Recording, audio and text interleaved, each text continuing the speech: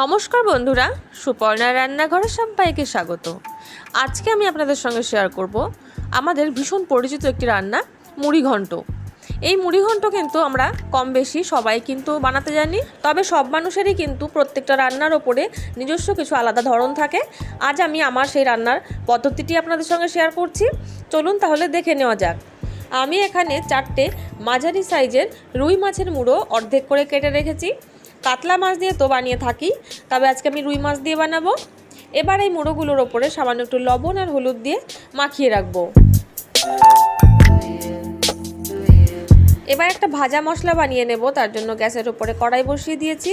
এবার এর মধ্যে দিয়ে দিচ্ছি 2টো শুকনো লঙ্কা, আর দিয়ে দেব 5টা এলাচ, 7 থেকে 8টা মতন লবঙ্গ, বড় এক টুকরো দারচিনি, আর দিয়ে দিচ্ছি 1 চামচ পরিমাণে গোটা জিরে, 1 চামচ পরিমাণে গোটা ধনে, আর একটা জায়ফলের 4 ভাগের 1 ভাগ দিয়ে দেব, আর দিচ্ছি সামান্য একটুখানি জয়িত্রী। যদি এই সব কিছু একসঙ্গে ভেজে তারপরে যদি গুঁড়ো করে সেই মশলাটা মুড়িঘণ্টর মধ্যে দেওয়া হয় তাহলে কিন্তু গন্ধটা খুবই ভালো হবে। এবার আমি লঙ্কাগুলোকে একটু কেটে নিলাম যাতে ভাজতে সুবিধা হয়, আর লঙ্কাটা ভাজাও ভালো হবে। এবার এই পুরো মশলাটাকে ভালো করে ভেজে নিয়ে ঠান্ডা করে কিন্তু গুঁড়ো করে নিতে হবে। মশলাটা কিন্তু খুব সুন্দরভাবে ভাজা হয়ে গেছে। এবার আমি নামিয়ে রাখবো, ঠান্ডা হওয়ার পরে গুঁড়ো করে নেব। মশলাটা নামিয়ে ওই কড়াইয়ের মধ্যে দিয়ে দিচ্ছি বেশ কিছুটা পরিমাণে সর্ষের তেল। তেলটাকে খুব ভালো করে গরম করে নিয়ে কড়াইয়ের চারিদিকে তেলটা একবার লাগিয়ে নেব, যাতে মাছের মুড়োগুলো কোনোভাবে আটকে না যায়। এবার একটা একটা করে মাছের মুড়ো আমি তেলের মধ্যে ছেড়ে দিচ্ছি। সব মুড়োগুলো কিন্তু একবারে ভাজা সম্ভব নয়। আমি প্রথমে 4 পিস দিলাম। মুড়োগুলো তেলের মধ্যে দিয়ে কিন্তু সঙ্গে সঙ্গে ঢাকা দিয়ে দিতে হবে, কারণ মাছের মুড়ো ভীষণভাবে তেল ছিটকোয়। গ্যাসের ফ্লেমটা মিডিয়ামে রেখে প্রায় 3 মিনিট কিন্তু আমি মুড়োটাকে ভেজে নিয়েছি। এবার উল্টে দিয়ে অপর পিঠটাও ভেজে নেব। খুব কিন্তু কড়া করে ভাজবো না, এইরকমভাবে ভাজলেই হবে। সব মুড়োগুলো উল্টে দিলাম। এবার আবারও ঢাকা দিয়ে অপর পিঠটাও ভেজে নেব। যখন এই মাছের মুড়োটা আমি উল্টাতে যাব তখন কিন্তু গ্যাসের ফ্লেমটা একদম লো করে রাখতে হবে, যাতে তেলটা না ছিটকোয়। এবার ঢাকাটা খুলে দেখে নিচ্ছি, মাছের মুড়োগুলো কিন্তু একদম ঠিকঠাকই ভাজা হয়েছে। এবার কিন্তু মুড়োগুলো তুলে নেব, এর থেকে বেশি কিন্তু আর ভাজবো না। একইভাবে আমি বাকি মুড়োগুলোও ভেজে নেব। ভাজা হয়ে গেলে এবার আমি এই তেলের মধ্যে দিয়ে দিচ্ছি 1 মুঠো মতন কিশমিশ। কিশমিশটা ভালো করে ভেজে তুলে নেব। কিশমিশগুলো ভাজা হয়ে গেছে, আমি কিন্তু এর থেকে আর বেশি ভাজবো না কিশমিশটা। এবার আমি তুলে নিচ্ছি। তেলটার মধ্যে দিয়ে দেব একটা শুকনো লঙ্কা ফোড়ন, আর দিয়ে দেব 1/2 চামচ পরিমাণে গোটা জিরে। আমি মাঝারি সাইজের 4টে পেঁয়াজ কুচিয়ে রেখেছিলাম, দিয়ে দেব সেই কুচনো পেঁয়াজটাও। পেঁয়াজটা খুব ভালো করে কিন্তু ভেজে নিতে হবে। পেঁয়াজটা যখন এইরকম ভাজা হয়ে যাবে তখন এর মধ্যে দিয়ে দেব আদা, রসুন, জিরে, ধনে বেটে আমি একসঙ্গে রেখেছিলাম, তার থেকে 4 চামচ দিয়ে দেব। এবার পেঁয়াজের সঙ্গে মশলাটাকে ভালো করে মিশিয়ে নেব। মেশানো হয়ে গেলে এবার এর মধ্যে দিয়ে দিচ্ছি স্বাদ অনুযায়ী লবণ, পরিমাণ মতন হলুদ, আর 1 থেকে 1.5 চামচ পরিমাণে কাশ্মীরি শুকনো লঙ্কার গুঁড়ো। মশলার বাটিটা ধুয়ে দিয়ে দেবো সামান্য একটু জলও। এবার পুরো মশলাটাকে কিন্তু খুব ভালো করে কষিয়ে নিতে হবে। এই সময় কিন্তু গ্যাসের ফ্লেমটা অবশ্যই মিডিয়ামে রাখবো, বেশি হাইতে দিলে কিন্তু মশলাটা পুড়ে যাবে, কষানো কিন্তু একদমই ভালো হবে না।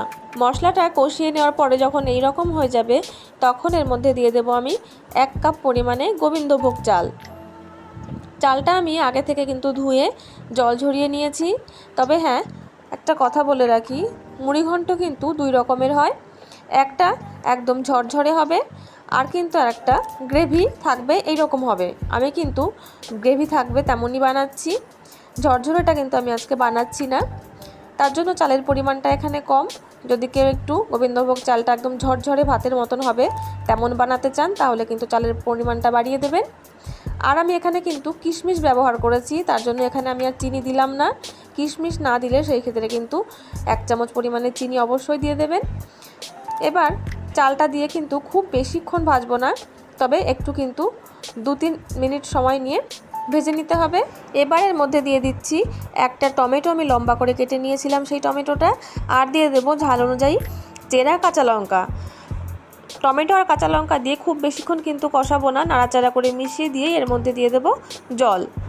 আমি এখানে গরম জল দিচ্ছি। প্রথমে 1 গ্লাস মতন গরম জল দিয়ে ভালো করে কিন্তু মশলার সঙ্গে মিশিয়ে নিতে হবে। একবারে কিন্তু বেশি জল দিয়ে দেব না। মেশানো হয়ে গেলে তারপরে কিন্তু বাকি জলটা দেব। যদি গরম জল দেওয়া হয় তাহলে কিন্তু রান্নার স্বাদ অনেকটা বাড়িয়ে দেয়। আমি আরও কিছুটা পরিমাণে জল দিয়ে দিচ্ছি। চালটা কিন্তু সেদ্ধ হতে একটু সময় লাগে, তার জন্য কিন্তু জলের প্রয়োজনটা বেশি হয়। আর মাছের মুড়োতেও কিন্তু ঝোলটা অনেকটা টেনে নেবে, তার জন্য জলটা আমি বেশি করে দিচ্ছি। এবার চালটা ভালো করে নাড়াচাড়া করে মিশিয়ে নিয়ে ঢাকা দিয়ে রাখবো ফুটে আসা পর্যন্ত। প্রায় 3 থেকে 4 মিনিট কিন্তু আমি ঢাকা দিয়ে হাই ফ্লেমে ফুটিয়ে নিয়েছি। এবার আমি একবার চালটা দেখে নেব কতটা সেদ্ধ হয়েছে, কারণ মুড়োগুলো দিয়ে কিন্তু খুব বেশিক্ষণ ফোটানো যাবে না, তাহলে মুড়োগুলো ভেঙে যাবে। যখন চালটা প্রায় 80% মতন সেদ্ধ হয়ে যাবে তখনই কিন্তু মুড়োগুলো দিতে হবে। চালটা কিন্তু বেশ শক্ত। আমি আরও একবার ঢাকা দিয়ে দেব। ঢাকা দিয়ে আরও 3 থেকে 4 মিনিট পরে কিন্তু ঢাকাটা খুলে আমি দেখে নিচ্ছি। এবার কিন্তু ঝোলটা অনেকটাই ঘনও হয়ে গেছে আর চালগুলোও কিন্তু একদম সেদ্ধ হয়ে গেছে। এবার এর মধ্যে দিয়ে দেব ভেজে রাখা মুড়োগুলো দিয়ে ঝোলের মধ্যে কিন্তু ভালো করে মিশিয়ে নিতে হবে। খুব জোরে জোরে কিন্তু নাড়া যাবে না, তাহলে কিন্তু মুড়োগুলো একদম ভেঙে যাবে। আস্তে আস্তে কিন্তু মুড়োগুলোকে ঝোলের মধ্যে ডুবিয়ে ডুবিয়ে দিতে হবে। এবার মাছের মুড়োটা দিয়ে মিডিয়াম ফ্লেমে আরও 3 থেকে 4 মিনিট কিন্তু ঢাকা দিয়ে ফুটিয়ে নেব। তবে তার আগে আমি কিশমিশগুলোও দিয়ে দেব। এবার দিয়ে দিচ্ছি ঢাকা। প্রায় 4 মিনিট কিন্তু ফুটিয়ে নিয়েছি। এবার দেখুন ঝোলটা কিন্তু অনেকটাই ঘন হয়ে এসেছে। আবারও একবার ভালো করে নাড়াচাড়া করে মিশিয়ে নেব। এবার এর মধ্যে দিয়ে দিচ্ছি ভেজে গুঁড়ো করে রাখা মশলা থেকে 2 চামচ পরিমাণে। ভাজা মশলাটা দিয়ে ভালো করে কিন্তু মিশিয়ে নেব। তবে খুব সাবধানে, কিন্তু এই সময় মাছের মুড়োগুলো কিন্তু একদমই নরম হয়ে গেছে। আস্তে আস্তে যতটা সম্ভব মিশিয়ে নিতে হবে। মেশানো হয়ে গেলে কিন্তু গ্যাসের ফ্লেমটা আমি অফ করে দেব। অফ করে দিয়ে এর মধ্যে ঘি দিয়ে দেব 2 থেকে 3 চামচ পরিমাণে। ঘিটা দিয়ে কিন্তু আর খুব বেশি নাড়াচাড়া করব না। ঘিটা দেওয়ার পরে ঢাকা দিয়ে স্ট্যান্ডিং টাইমে রাখবো 4 থেকে 5 মিনিট। তারপরেই কিন্তু পরিবেশন করব। তৈরি হয়ে গেছে আমার আজকের রেসিপি মাছের মাথা দিয়ে মুড়িঘণ্ট। এই মুড়িঘণ্ট রেসিপি আপনাদের কেমন লাগলো তা কিন্তু কমেন্টে জানাতে ভুলবেন না। ভালো লাগলে ভিডিওটিকে লাইক এবং চ্যানেলটিকে সাবস্ক্রাইব করার অনুরোধ রইল। চলে আসবো অন্য কোনো নতুন রেসিপি নিয়ে আপনাদের সামনে। ততক্ষণের জন্য নমস্কার। সবাই ভালো থাকবেন, সুস্থ থাকবেন।